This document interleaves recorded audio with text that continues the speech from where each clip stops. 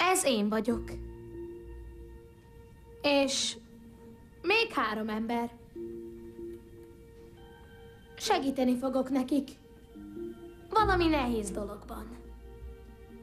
Amivel egyedül nem tudnak megbirkózni. Megcsinálom helyettük. Ők pedig ugyanezt teszik 3 másik emberrel. Az már 9. És ők is továbbadják. Az már 27? Sosem ment a matek, de nagyon gyorsan nő a szám, érti?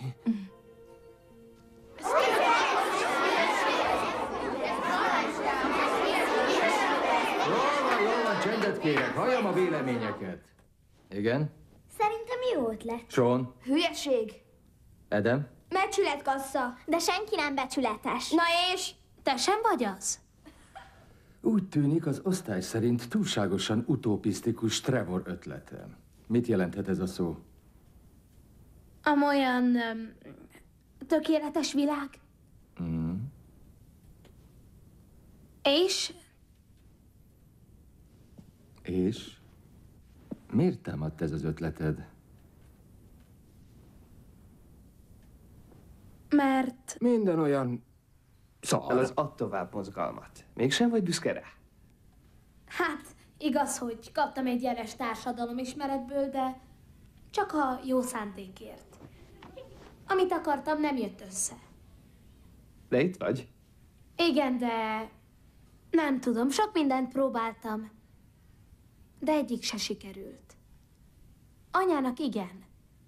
Beszélt a nagyival. Kibékültek. Nem volt könnyű. Örültem neki, mert a nagyi eljött a születésnapomra. És már nagyon hiányzott. Az add tovább azért terjedt el, mert anya olyan bátor volt. Nekem nem ment. Vannak, akik megijednek attól, hogy másként is élhetnének. És attól, hogy a világ mégsem annyira szar.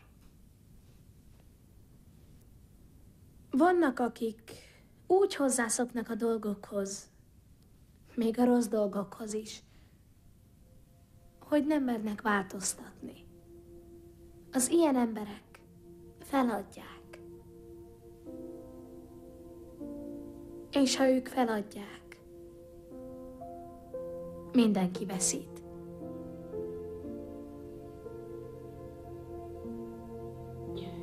Nem tervezhető. Mindig figyelni kell az embereket. Vagyis szemmel tartani, védeni őket, mert nem tudják, mi jó nekik. Ez egy lehetőség, hogy megjavítsunk valami fontos dolgot.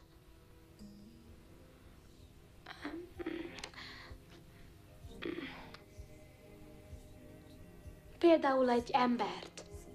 Az a szülinapi kívánságot, hogy mindenki adja tovább. Nem kérhetem. Miért nem? Nem teljesülne. Miért?